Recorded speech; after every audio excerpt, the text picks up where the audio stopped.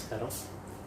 ఈరోజు మనం ఇంటర్వ్యూ చేయబోతున్న వ్యక్తి గల్ఫ్ దేశంలో అయినటువంటి కువైట్లో ఇక్కడికి వచ్చి ఎన్నో సేవా కార్యక్రమాల్లో పాల్గొంటూ ఎంతోమందికి సహాయ సహకారాలు అందిస్తూ ప్రజారాజ్యం పార్టీ టైం నుంచి నిన్నటి జనసేన పార్టీ వరకు ఎన్నో సేవా కార్యక్రమాలు చేస్తూ మెగా ఫ్యామిలీ మీద ఎంతో అభిమానంతో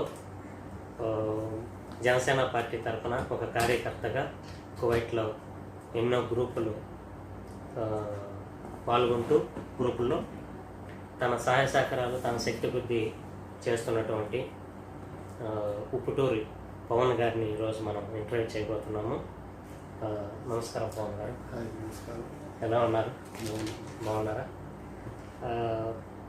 పవన్ గారు, మీరు కువైట్లో సుపరిచితులు అందరికీ. ఒక సేవా కార్యక్రమాల్లో కానీ జనసేన పార్టీ తరఫున కువైట్లో ఫస్ట్ మీరు వచ్చినప్పుడు ప్రజారాజ్యం పార్టీ తరఫున ప్రజారాజ్యం పార్టీ టైం నుంచి కూడా నిన్నటి జనసేన వరకు కూడా మీరు ఒక నిబద్ధత కలిగిన కార్యకర్తగా అందరికీ కువైట్లో ఆల్మోస్ట్ అందరికీ జనసేన కార్యకర్తలకి అందరికీ సుపరిచితులు. ముఖ్యంగా నేను అడగదలుచుకుంది ఏంటంటే, ప్రజారాజ్యం పార్టీ టైం నుంచి నిన్నటి జనసేన వరకు అంత నిబద్ధత గల కార్యకర్తగా మీరు కొనసాగుతూ జనసేన పార్టీ మీద మీ అభిప్రాయం ఏంటి? ఫస్ట్ ఆఫ్ ఆల్ చెప్పాలంటే నేను మెగా ఫ్యామిలీకి పెద్ద అభిమాని. ఓకే. ఇప్పటి నుంచి కాదు, నా 5th క్లాస్ చదివేటప్పటి నుంచి నేను ఫస్ట్ చిరంజీవికి అభిమాని. చిరంజీవి సినిమా చూస్తూ పెరిగాను. ఓకే. అందువల్ల చిరంజీవి అభిమాని అయ్యాను. తర్వాత మన ప్రజారాజ్యం పార్టీ ఏర్పాటు చేయడం జరిగింది. ఓకే. నేను ఆయన అభిమానిస్తాను కాబట్టి తర్వాత ఆ పార్టీలో కూడా నేను జాయిన్ అయ్యాను. పార్టీని అభిమానించాను. పార్టీ తరఫున అప్పుడు నేను కువైట్లో ఉండడం ప్రజారాజ్యం పార్టీకి నా వంతు సాయంగా నేను మన నియోజకవర్గంలో కానీ మా గ్రామంలో కానీ అన్ని విధాల నా వంతు సహాయానికి ఓట్లు వేయడానికి ప్రజారాజ్యం పార్టీకి నేను కృషి చేశాను అప్పట్లో. కానీ కొన్ని కారణాల వల్ల ఆ పార్టీ ఇదవ్వడం. సిన్సియర్ వర్కర్ ఇక్కడ బతుకు తెరుపు ఇక్కడ గల్ఫ్ దేశాలకు వచ్చినా కూడా ఆ ఫ్యామిలీ మీద మెగా ఫ్యామిలీ మీద అభిమానం కావచ్చు, సినిమా పరంగా రాజకీయ పరంగా వాళ్ళకు అండుదండగా ఉండే మీలాంటి కార్యకర్తలు ఉన్నా కూడా ఎందుకు జనసేన పార్టీ సంస్థాగతంగా ఇంకా ముందుకు వెళ్ళలేకపోతుంది అనే నిరుత్సాహంలో కార్యకర్తలు ఉన్నారు.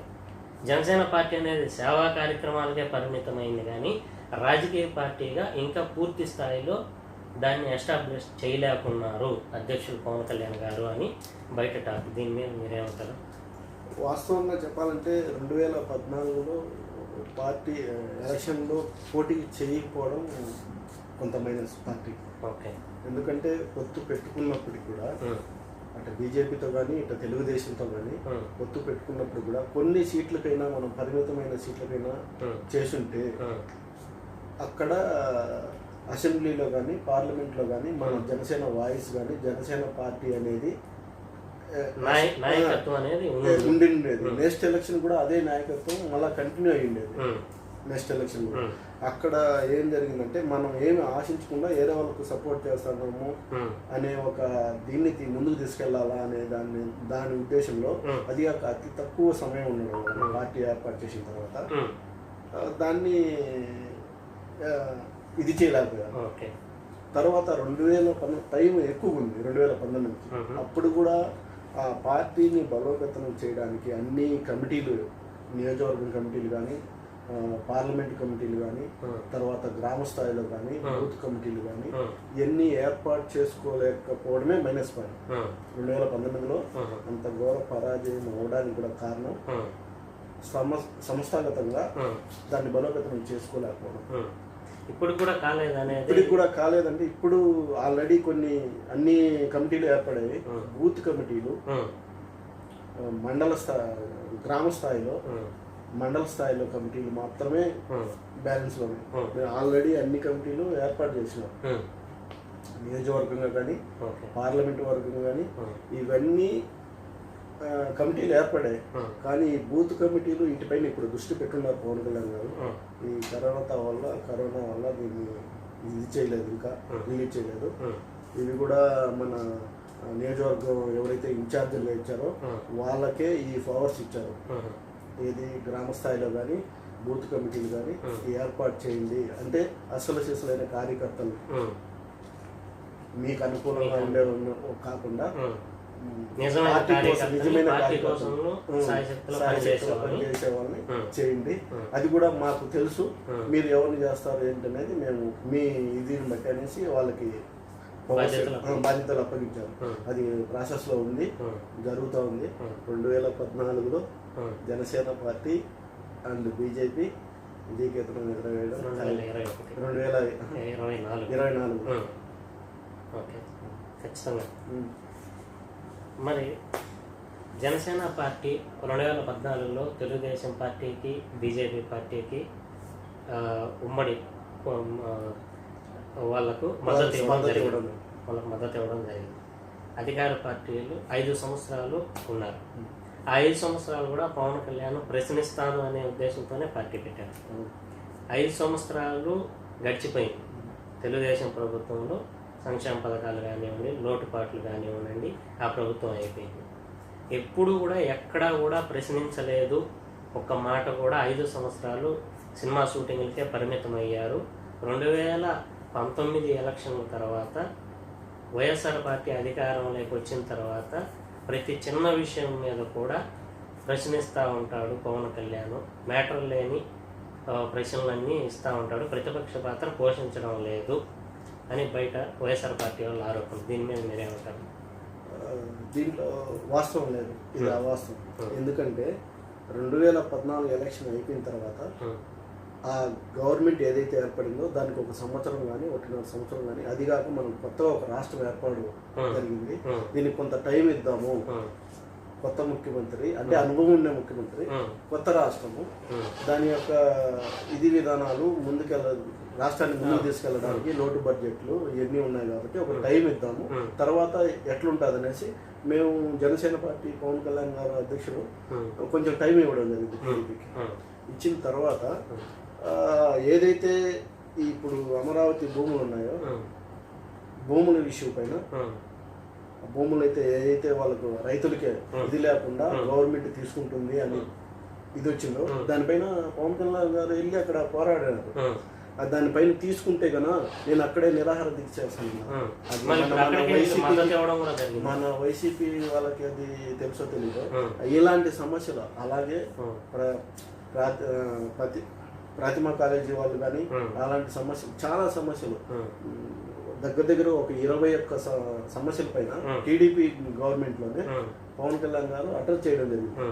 దాని సొల్యూషన్ కూడా అంటే ప్రస్తుతానికి అప్పుడప్పుడు ఇవ్వడం జరిగింది, చేస్తాం ఇంటికి అనేసి. అలాగా మన వైఎస్ఆర్సీపీ వచ్చిన తర్వాత కూడా ఈ కార్మికుల గురించి కానీ, ఇది మేస్త్రి ఇసుక గురించి కానీ, ఇలాంటి మన ఈ కర్నూలు అమ్మాయి ప్రీతి సుగాలి విషయంలో కానీ ఇలాంటి విషయాలపైన టేకప్ ఆయన ఏదైతే టేకప్ చేస్తాడో అది ప్రజల సమస్యలు అయితేనే టేకప్. మామూలుగా ఏదో పార్టీని ఎక్స్ట్రావిక్షన్ చేయడానికో లేదంటే పార్టీని పైకి తీసుకెళ్ళడానికో పార్టీ కోసం చేయడు, ఆయన స్వలాభం కోసం చేయడు. ప్రజల సమస్య ఏదైనా సరే అది ఏ గవర్నమెంట్ అయినా ఉంది దానిపైన చేస్తాడు. అదే చాలా మామూలు వైసీపీ వాళ్ళు ఇన్ని ఆరోపణలు చేస్తున్నారు కదా, ఆయన ఏదో తీసుకుంటున్నాడు, ప్యాకేజీలు తీసుకున్నాడు కానీ లేకపోతే ఇంకోటి కానీ. ప్యాకేజీలు తీసుకుంటే ఇదే పవన్ కళ్యాణ్ గారు ఒక ఎలక్షన్ ముందు ఒక 1.5 సంవత్సరం తర్వాత పార్టీ ఆవిర్భావ దినోత్సవం చంద్రబాబు నాయుడు కానీ లోకేష్ను కానీ వాళ్ళ పైన అతి తీవ్రమైన, అసలు వైఎస్ జగన్ కూడా మాట్లాడలేనటువంటి మాటలు, అటువంటి విషయాలు తీసుకొచ్చారు. అదే ప్యాకేజీ ఇచ్చింటే మాట్లాడలేదు కదా.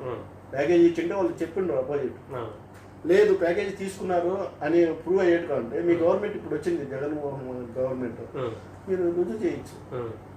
అదే వ్యక్తిగతంగా తీసుకున్న ప్యాకేజీలు గవర్నమెంట్కి ఏమైనా సంబంధం లేదు, అట్లా కాదు. వ్యక్తిగతంగా తీసుకున్నా కానీ ప్రూవ్ చేయొచ్చు కదా, మీరు పలానా సమయంలో తీసుకున్నారు. సరే వ్యక్తిగతంగా తీసుకున్నారు, అవతల మనిషిని ఇప్పుడు నీ దగ్గర నేను తీసుకున్నాను అమౌంట్ ఏదన్నా నాకు చిన్న పని చేసుకున్నాను, దాని తగ్గట్టుగా జనసేన పార్టీలో అధ్యక్షుల నుంచి కార్యకర్తల వరకు కూడా తెలుగుదేశం పార్టీకి ఒక పాంప్లెట్గా జనసేన పార్టీ వాళ్ళు ఏది చెప్తే అదే ఒత్తాసు పలుకుతూ ఉంటుంది వైఎస్ఆర్ పార్టీ మీద దాడికి. ఎప్పుడు కూడా ఈ గత 5 సంవత్సరాల్లో మీకు ఏది కనపడలేదు. ఇప్పుడు వైఎస్ఆర్ పార్టీ వచ్చినాక మీరు ఇంతకుముందు అన్నారు తెలుగుదేశం పార్టీ కొంచెం టైం ఇవ్వాలని, అలాగే వైఎస్ఆర్ పార్టీకి ఎందుకు టైం ఇవ్వలేకపోయారు? వైఎస్ఆర్ పార్టీ అంటే ఆల్రెడీ ఇప్పుడు మనం ఫస్ట్ అప్పుడు గవర్నమెంట్ అది ఆంధ్ర రాష్ట్రం అనేది అప్పుడు ఏర్పడింది కొత్తగా. మనం ఏర్పడిన తర్వాత ఫస్ట్ సీఎం అన్నమాట. కొంచెం టైము మనం ఇప్పుడు ఆ 5 ఏళ్ళు గడిచిపోయినాయి. మళ్ళీ తర్వాత ఇప్పుడు జరిగింది. ఇప్పుడు జరిగిన వాటి బట్టి మేము సమస్య ఇష్యూ ఏదో ఇష్యూల పైనే పోరాడుతున్నాం కానీ మాట్లాడుతున్నాం కానీ పర్సనల్గా కానీ లేదంటే కానీ వేరే ఇష్యూల పైన కానీ పవన్ కళ్యాణ్ గారు కానీ జనసేన కార్యకర్తలు కానీ జనసేన సపోర్టర్స్ కానీ ఎటువంటి అదర్ ఇష్యూ పైన మాట్లాడడం లేదు.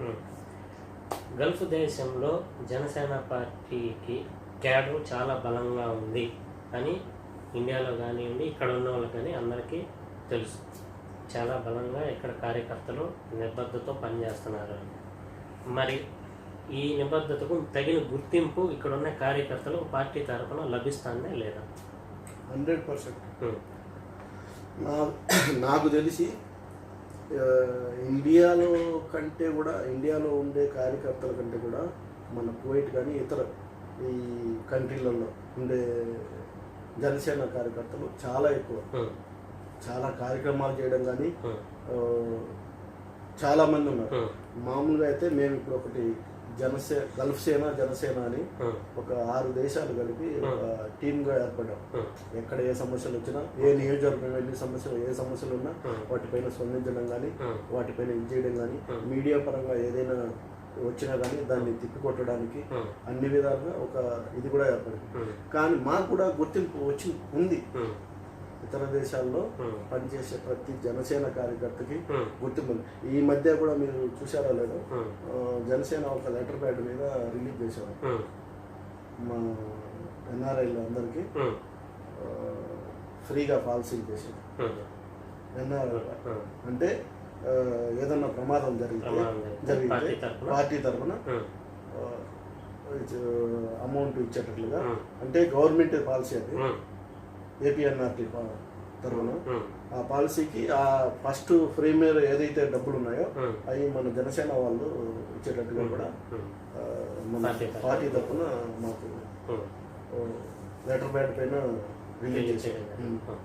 మరి ఇంత బలంగా గల్ఫ్ దేశంలో మేము 6 దేశాలు కలిపి ఒక కూటమి ఏర్పడినాము, మేమంతా చాలా బలంగా ఉన్నాము అన్నంత కార్యకర్తల్లో ఉన్నంత సిన్సియారిటీ అంత పట్టుదల పార్టీ అధ్యక్షులకు కానీ పార్టీ నాయకులకు కానీ జనసేన పార్టీని ఎందుకు నడిపించలేకపోతున్నారు ఆంధ్రప్రదేశ్లో?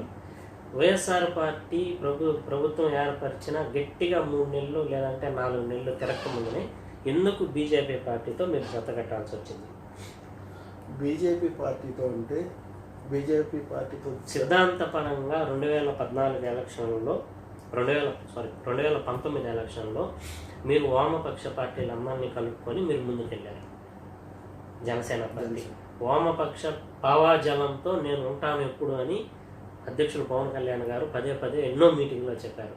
వామపక్ష భావాజలంతో ఉన్న వ్యక్తి ఒక బీజేపీ పార్టీ అంటే అందరికీ సుపరిచితం, ఆర్ఎస్ఎస్ సిద్ధాంతాలతో ఒక హిందుత్వ పార్టీ అని అందరికీ తెలిసిన విషయం.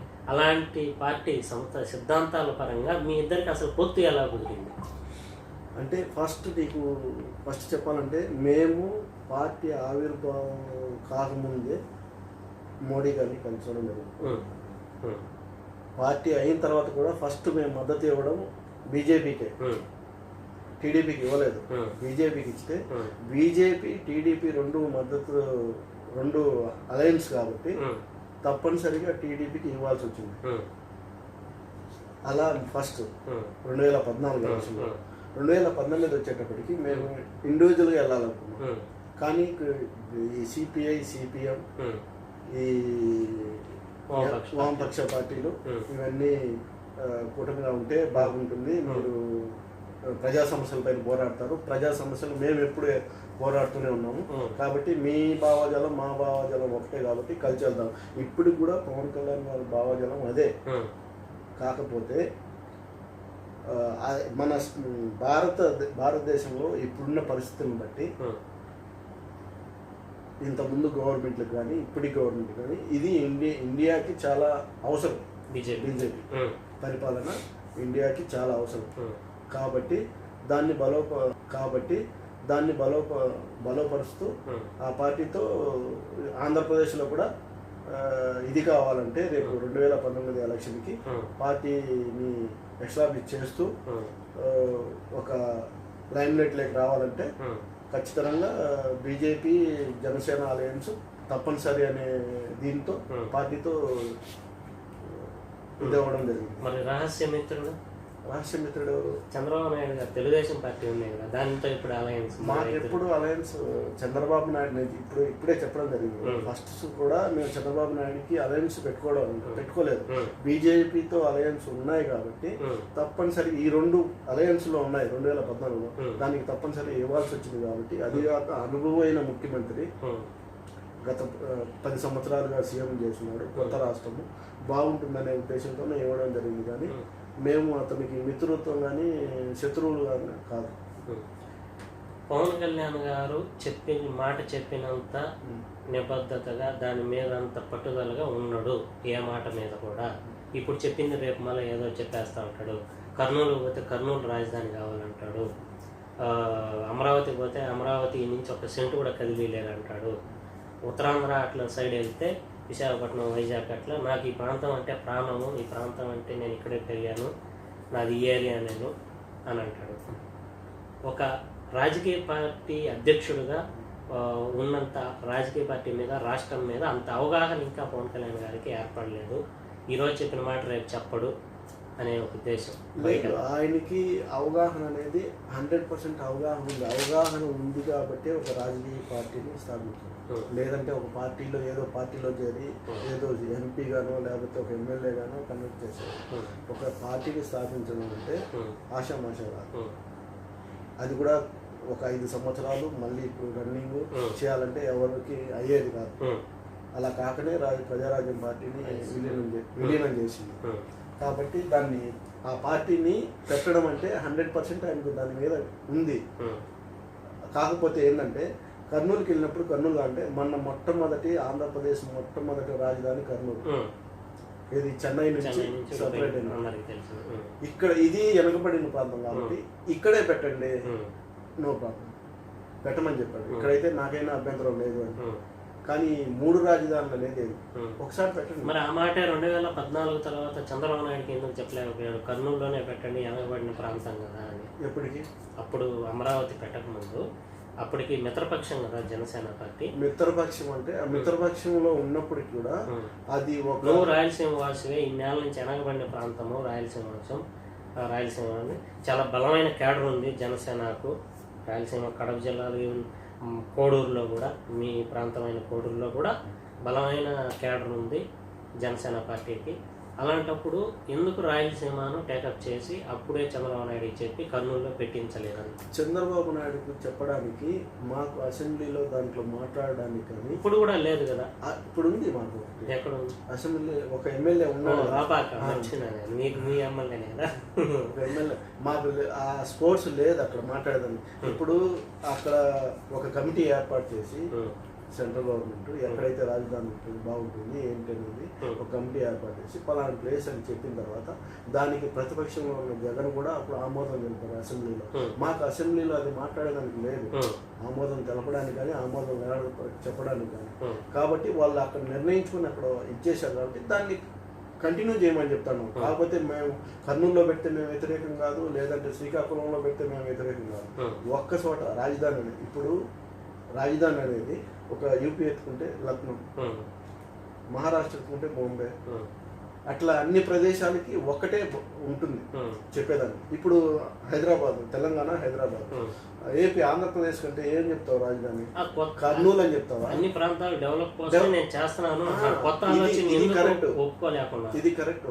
అన్ని ప్రాంతాలు డెవలప్ చెయ్యి, పరిపాలన నువ్వు అన్ని డెవలప్ అయ్యేటట్టుగా చెయ్యి. పరిపాలన వికేంద్రీకరణ కాదు కావాల్సింది. పరిపాలన నువ్వు ఆడ నుంచి 7 నుంచి అట్లా పరిపాలన చేయడం కాదు. పరిపాలన ఒకసారినే చేస్తూ అన్ని ప్రాంతాలను అభివృద్ధి చేయి. ఇప్పుడు నువ్వు కర్నూలులో పెడతావు, కర్నూలులో అభివృద్ధి అవుతుంది. ఆల్రెడీ అభివృద్ధి అయిన విశాఖపట్నం నువ్వేం అభివృద్ధి చేస్తావు? అసెంబ్లీ అన్ని కర్నూలులో ఉంటే ఓకే, నువ్వు అసెంబ్లీ అన్ని తీసుకుపోయి వైజాగ్లో పెడతావు. విశాఖపట్నం ఆల్రెడీ డెవలప్ అయింది, దాన్ని నువ్వేం డెవలప్ చేస్తావు? కర్నూలులో పెట్టు, కర్నూలు డెవలప్ అయింది. లేదంటే శ్రీకాకుళంలో పెట్టు, శ్రీకాకుళం డెవలప్ అయింది. లేదు ఈ 3 చోట్లే పెడతావు, ఈ 3 చోట్ల డెవలప్ అవుతుంది. రేపు నెక్స్ట్ కడప వాళ్ళు అడుగుతారు, మాకు డెవలప్ కాలేదు అని. నువ్వు జిల్లాకు ఒక రాజధాని పెడతావా? పెట్టలేవు కదా. కాబట్టి రాజధాని అనేది ఒకటే ఉండాలి. నువ్వు డెవలప్ అన్ని జిల్లాలు చేయి. పరిపాలన వికేంద్రీకరణ అనేది కాదు, పరిపాలన వికేంద్రీకరణ కాకుండా అభివృద్ధి వికేంద్రీకరణ చెయ్యి, బాగుంటుంది. అది మా పార్టీ చెప్పే విధానం. జనసేన పార్టీ ఆంధ్రప్రదేశ్లో ఇంకా మనుగడ సాగించడం కష్టం. ఇది బయట చాలామంది అనుకుంటున్న విషయం దీని మీద. ఎందుకంటే ఇలాంటి కష్టకాలంలో ఈ కరోనా మహమ్మారి ప్రపంచాన్ని అతలాకుతలం చేస్తున్న ఈ పరిస్థితుల్లో ఒక రాజకీయ పార్టీగానే కాక ఒక ఎంతో లక్షల మంది అభిమాన నటుడయ్యే పవన్ కళ్యాణ్ గారు ఒక రాజకీయ పార్టీని స్థాపించి ఆంధ్రప్రదేశ్లో కాంటాక్ట్ చేసి ఇక్కడ పోటీ చేసి 2 చోట్ల పోటీ చేసి ఇంత వర్తుండి ఇక్కడ ఇల్లు కూడా ఆంధ్రప్రదేశ్లో తీసుకున్నట్టున్నారు ఎలక్షన్ ఉండి, మరి ఇక్కడే ఉండి ఈవెన్ పార్టీ నాయకులకు కానీ లేదంటే అతన్ని అభిమానించే అభిమాన సంఘాలకు కానివ్వండి ఒక మంచి సూచనలు ఇస్తూ కరోనా టైంలో ప్రజల్ని ఎలా సేవ్ చేయాలి, ఎలా చేయాలని గవర్నమెంట్కి, మీకు నచ్చని గవర్నమెంట్ అయినా గవర్నమెంట్కి తోడ్పడే విధానంతో ఎందుకు ముందుకు వెళ్లకుండా వెళ్ళి పక్క రాష్ట్రమైన తెలంగాణలో హైదరాబాద్లో కూర్చొని సినిమాల మీద సైన్ చేస్తున్నారు. ఫస్ట్ ఆఫ్ ఆల్ అందరూ తెలుసుకోవాల్సింది ఏంటంటే, మేము ఆంధ్రప్రదేశ్లో ఇంకా మనుగుడు సాధించదు అనేదంతా ఇది. నెక్స్ట్ రాబోయే తరాలు కానీ నెక్స్ట్ రాబోయే ఇది కానీ జనసేన పార్టీయే మెయిన్గా ఉంటుంది సపోర్ట్. కాకపోతే వేరే రాష్ట్రంలో ఉండడము అంటే ఈ కరోనా పరిస్థితుల్లో ఆయన అక్కడ పోయి ఆయన సొంత ఇల్లు ఫస్ట్ నుంచి ఉండేది అక్కడే. ఇప్పుడు మన జగన్మోహన్ రెడ్డి కూడా మొన్న సీఎం అయ్యే ముందు కాడ ఇక్కడికి వచ్చి ఇల్లు కట్టుకుని ఇక్కడ సెటిల్ అయ్యాడు. అంత ముందంతా హైదరాబాద్లో ఉండింది, దానికి ముందంతా బెంగళూరులోనే ఉండింది. కానీ ఈయన కూడా ఈ కరోనా అయిపోయిన తర్వాత వచ్చి ఇప్పుడు ఇల్లు జరుగుతుంది, కన్స్ట్రక్షన్ జరుగుతూ ఉంది. సొంత ఇల్లు మాత్రం లేదు, బాడీ ఇంట్లోనే ఉండింది. ఆయన ఇల్లు కన్స్ట్రక్షన్ అయిపోయిన తర్వాత కంటిన్యూగా ఇక్కడే ఉంటాడు. ఆంధ్రప్రదేశ్ నుంచే ఆయన కన్స్ట్రక్షన్ చేయడం కానీ ఆంధ్రప్రదేశ్ మీదనే పూర్తి ఫోకస్ కానీ వచ్చి ఉంటాడు. పార్టీని ఇది కావడం కానీ పార్టీ 100% 2024లో బలమైన పార్టీగా ముందుకు వస్తుంది. జనసేన ఆంధ్రప్రదేశ్లో వైఎస్ఆర్ కాంగ్రెస్ పార్టీ అధ్యక్షులైనటువంటి జగన్మోహన్ రెడ్డి గారు ముఖ్యమంత్రి అవ్వడం పవన్ కళ్యాణ్ గారికి ఇష్టం లేదు. అందుకే ప్రతి చిన్న విషయాన్ని కూడా విమర్శలు చేస్తూ ఉంటాడు. ఒక పేరు పెట్టి ముఖ్యమంత్రి అనే గౌరవం కూడా లేకుండా జగన్ రెడ్డి అనే ఒక ఏకపదం వాడుతూ ఉంటాడు. ఇదేనా అతనికి సంస్కారం అని కూడా బయట జనాలు అనుకుంటుంటారు. అది చాలా తప్పది. ఇప్పుడు జగన్ రెడ్డి అనక ఇంకేమని పిలుస్తారు అంటే ముఖ్యమంత్రి హోదాలో ఉన్న వ్యక్తి కాబట్టి ఇప్పుడు ముఖ్యమంత్రి సీఎం చంద్రబాబు నాయుడు జగన్మోహన్ రెడ్డి గారు లేదంటే జగన్మోహన్ రెడ్డి గారు చంద్రబాబే అంటారు. కానీ ఇప్పుడు అప్పుడు అంటే కార్యకర్తలు సామాన్య జనం అనడం వేరే విషయం.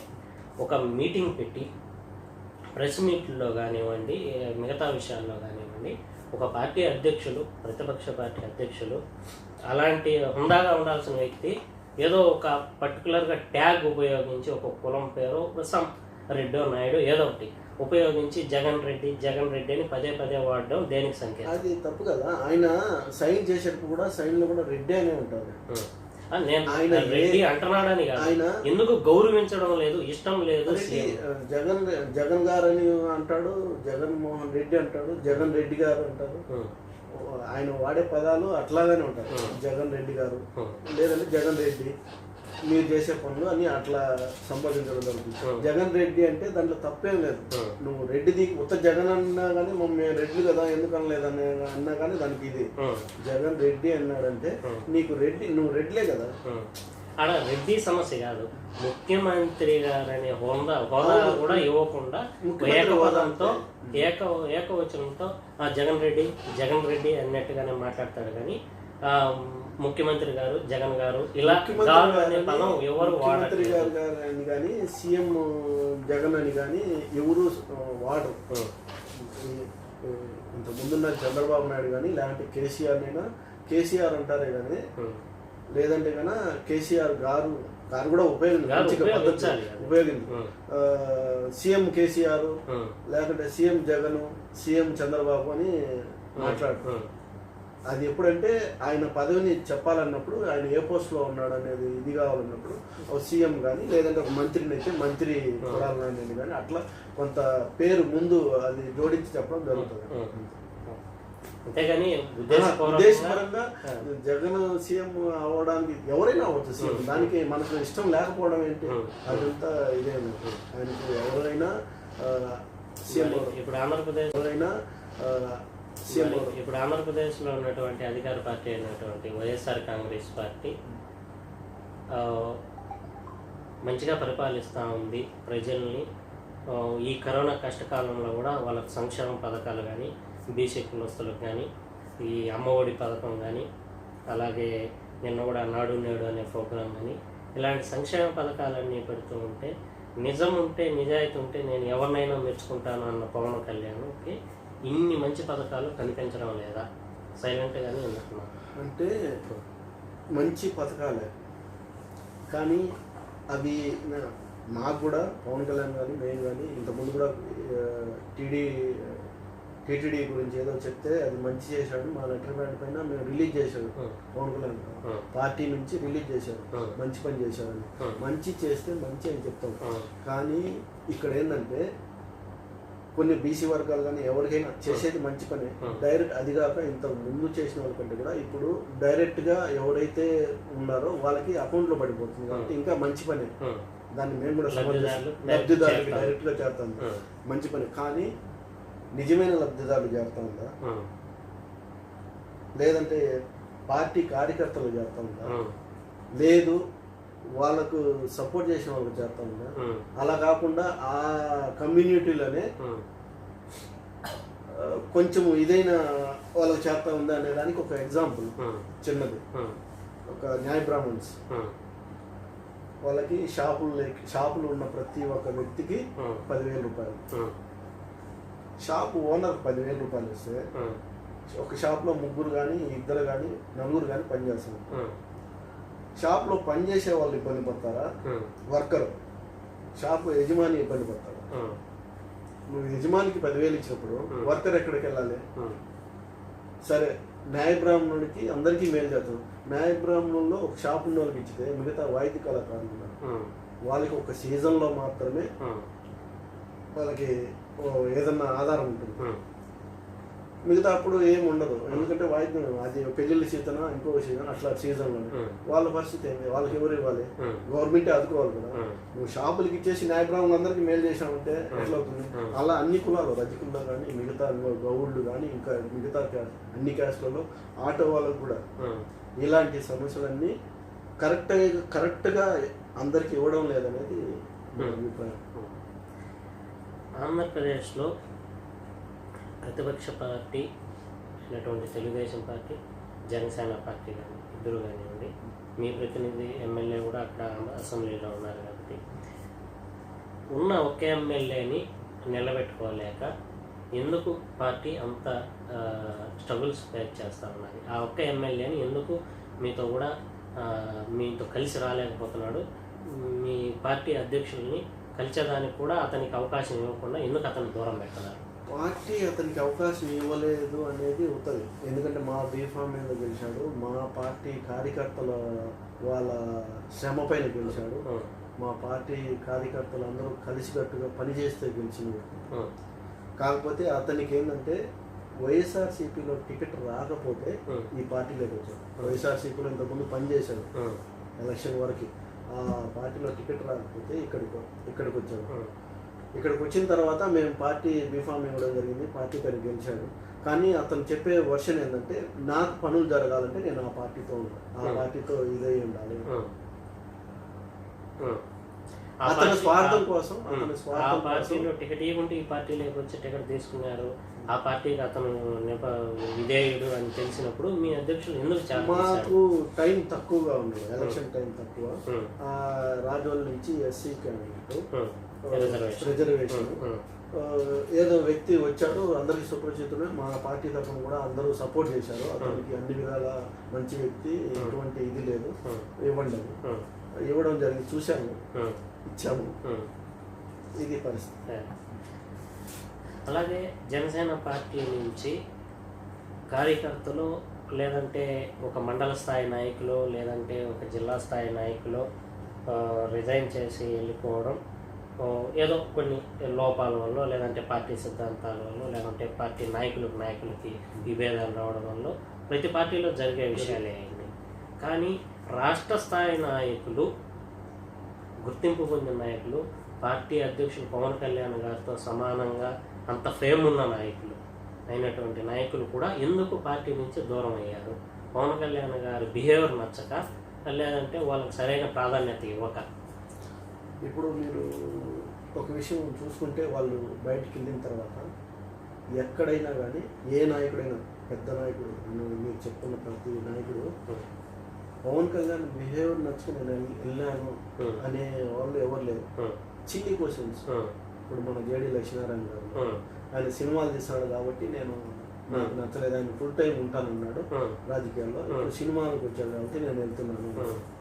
కానీ పవన్ కళ్యాణ్ బిహేవ్ నాకు నచ్చలేదు లేదు. మళ్ళీ జరిగిన చాలా ఇంటర్వ్యూలో కూడా ఆయన చాలా మంచి వ్యక్తి, ఫ్రెండ్, ఫోన్ చేసి మాట్లాడుకుంటాము.